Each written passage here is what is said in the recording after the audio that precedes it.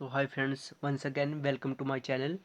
सो दोस्तों, जैसे कि आपको पता ही है कि हम चैप्टर कर रहे थे अपना डिटर्मिनेंट। तो उसमें मैंने एक्सपेंशन और ऑर्डर वगैरह करवाई दिया था। तो आज मैं आगे कंटिन्यू करूँगा चैप्टर को। तो लेट्स स्टार्ट। हाँ, और एक बात, अगर आपने अभी तक दोनों लेक्चर नहीं देखे हैं तो वो दोनों लेक्चर देख लेना। लिंक मैं डिस्क्रिप्शन बॉक्स में दे दूँगा, तो उन दोनों को पहले देख लेना, क्योंकि वो भी काफ़ी इंपॉर्टेंट है। और आज का लेक्चर, पर्टिकुलरली आज का लेक्चर तो बहुत ज़्यादा इंपॉर्टेंट है, क्योंकि अगर ये लेक्चर आप अच्छी तरीके से कर दोगे तो कई क्वेश्चंस ऐसे हैं जो आप देख के ही सॉल्व कर सकते हो। पेन उठाने की जरूरत नहीं है, ट्रॉली हो सकती है, इतना इंपॉर्टेंट आज का चैप्टर। तो ठीक है, मैं आके हेड यहाँ पे डाल देता हूँ, डिटरमिनेंट्स। तो मैंने हेडिंग डाल दी यहाँ पे। तो आज का जो हमारा टॉपिक है बहुत इंपॉर्टेंट है, प्रॉपर्टीज़। आज हम करेंगे प्रॉपर्टीज़ ऑफ डिटरमिनेंट्स। तो आज हम प्रॉपर्टीज़ ऑफ डिटरमिनेंट करेंगे। ये बहुत ही ज़्यादा इंपॉर्टेंट है यार कि प्रॉपर्टीज़ ऑफ डिटरमिनेंट होती क्या है। तो मैं आपको पहली प्रॉपर्टी है, कुल मिला के 7 प्रॉपर्टीज़ हैं, तो मैं पहली प्रॉपर्टी यहाँ पे लिखने वाला हूँ। तो फर्स्ट प्रॉपर्टी हमारी कहती है, इफ़ एनी रो और column of any determination determine is exchange then the result does not change। तो यार ये क्या रहा है इतनी बड़ी इंग्लिश की। अब इसका मतलब ये है, बहुत ही आसान सा मतलब इसका। अगर कोई ए है, let A determination A B C D. यार मैं एक इसको चेंज कर रहा हूँ, इसकी रो और कॉलम को आपस में एक्सचेंज कर देता हूँ। लेट मैंने इसको चेंज करके बी बना दिया और इसका कर दिया मैंने ए सी बी डी। अब आप देख सकते हो रो और कॉलम आपस में चेंज हो गई। ए सी टी कॉलम, इसको मैंने किस में बना दिया, रो में। तो अब अगर मैं इसका डिटर्मिनेशन लिखूँ तो क्या बनेगा, A D minus B C. और अगर इसका भी लिखूँ तो क्या बनेगा, A D minus B C. तो दोनों सेम है, बोथ आर सेम। कोई चेंज हुआ, कोई चेंज नहीं हुआ। तो ए इक्वल टू बी आ गया। यहाँ पे मैं मोड दे देता हूँ। तो अब मैं सेकंड लिखता हूँ। तो सेकंड कहता है, इफ़ द डिटर्मिनेशन है the determination has two rows or column have same result equal to 0। अब इसका मतलब क्या है, अगर एक कोई लेट डिटर्मिनेशन में ले लेता हूँ 1 2 5 3 4 9 3 4 9, ये भी तो एक डिटर्मिनेशन है। अब इस पर इसका जो रिजल्टेंट है वो 0 होगा, इसका जो रिजल्टेंट है वो 0 होगा। एक अभी एक प्रॉपर्टी है। अब जो इसकी थर्ड प्रॉपर्टी है, तो थर्ड प्रॉपर्टी कहती है, इफ़ एनी रो और कॉलम ऑफ डिटर्मिनेशन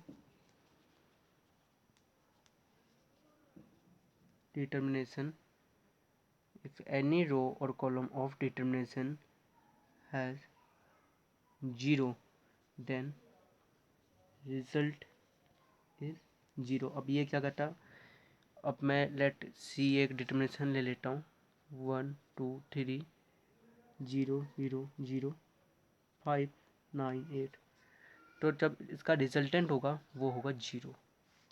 क्यों होगा, क्योंकि मिडिल टर्म इसकी 0 आ रही है पूरी, इसीलिए 0 होगा।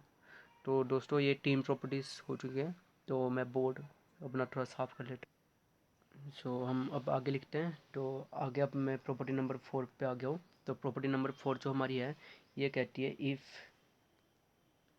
इफ़ टू रो और कॉलम इफ़ टू रो और column get interchange get interchange change then the sign of matrix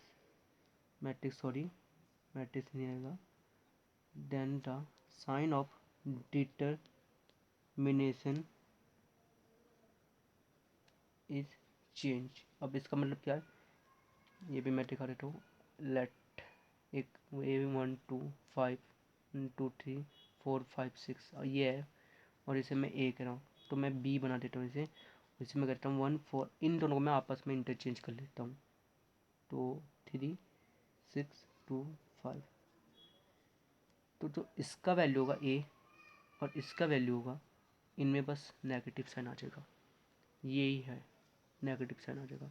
तो ये है हमारे फोर्थ प्रॉपर्टी। अब मैं फिफ्थ प्रॉपर्टी पे आ जाता हूँ।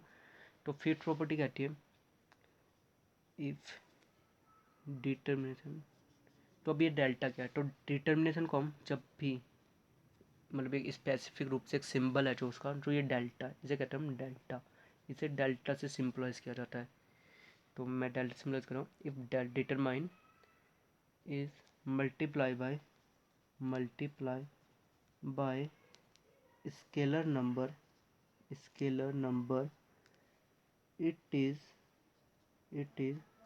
exactly multiply by single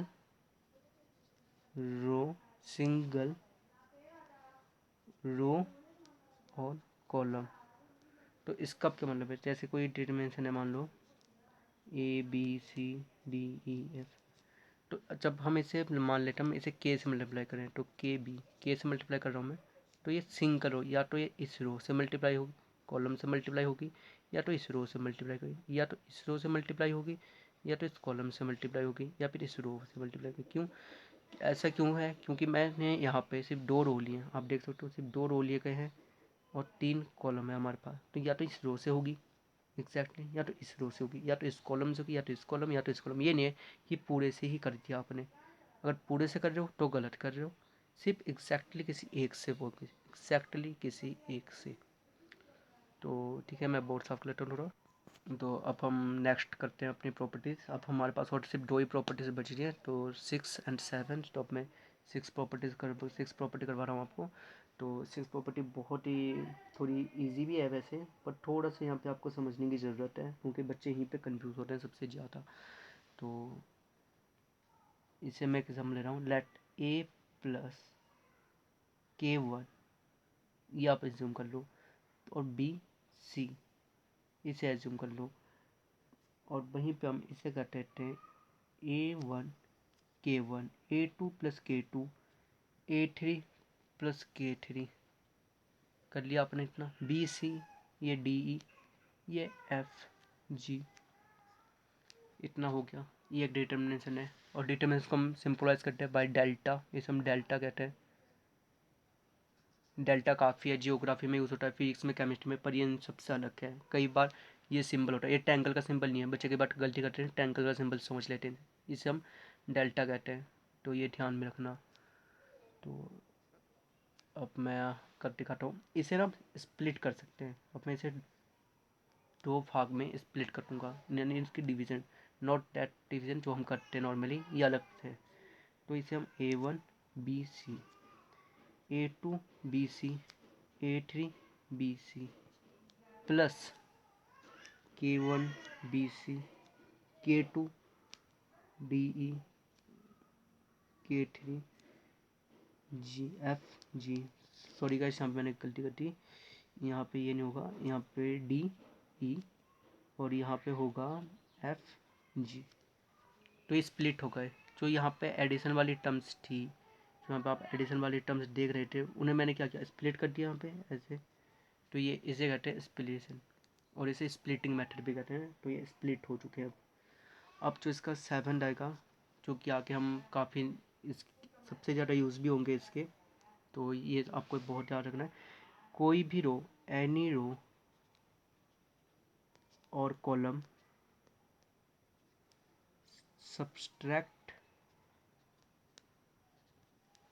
और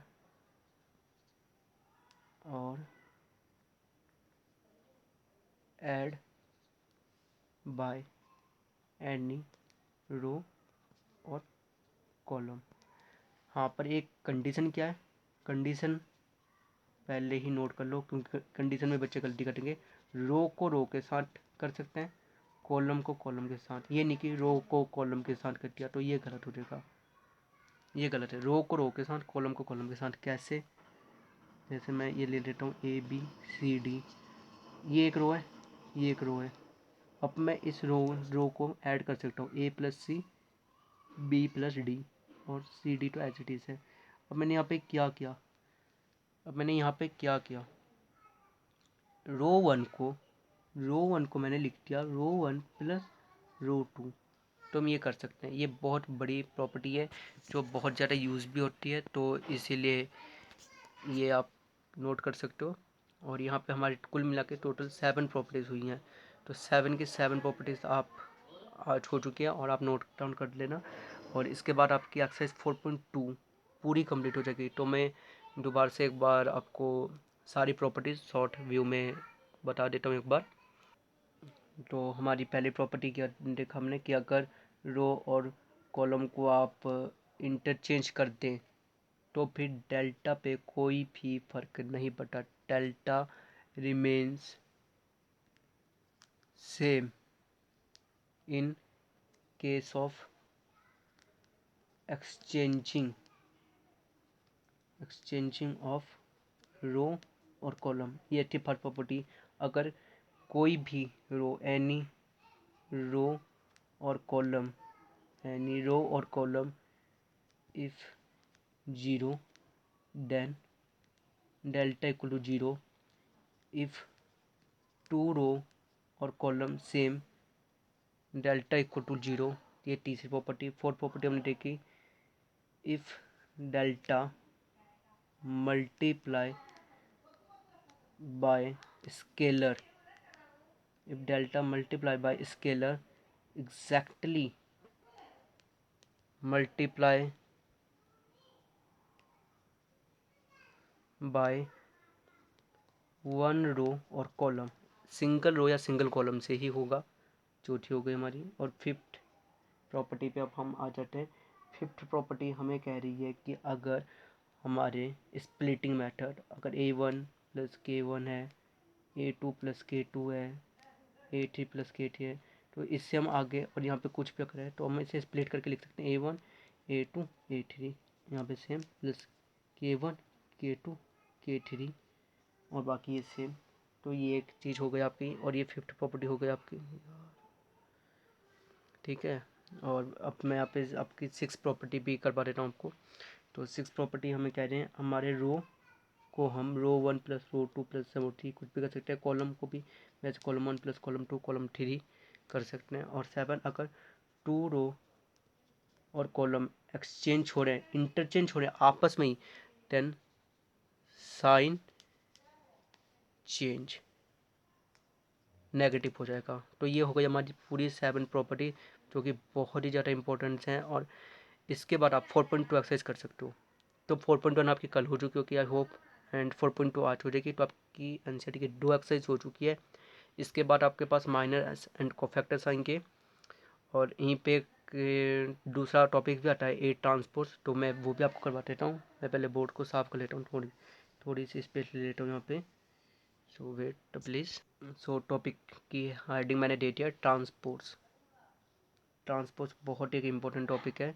तो इसमें क्या होता है, लेट एक डेल्टा है हमारे पास, डेल्टा नहीं एक डिटर्मिनेशन लेते ए, जैसे ए बी सी डी, इसका ट्रांसपोर्ट लेना है। तो ट्रांसपोर्ट में कुछ नहीं होता, तो आपका रो है, row change to column and column change to row, ये होता है। रो को कॉलम में, कॉलम कैसे, अब ए सी क्या था हमारे पास, ये कॉलम है, तो इसे हम रो बना देंगे ए सी, ये भी कॉलम था, इसे हम रो बना देंगे बी डी, बस ये है। अब मैं आपको और एक करके दिखा देता हूँ। जैसे बी मैंने ले लिया 1 2 3 4 5 6 7 8 9, तो अब मैं इसका बी ट्रांसपोज ले लूँगा, तो बी ट्रांसपोज में हो जाता है 1 2 3 4 5 6 7 8 9, बस।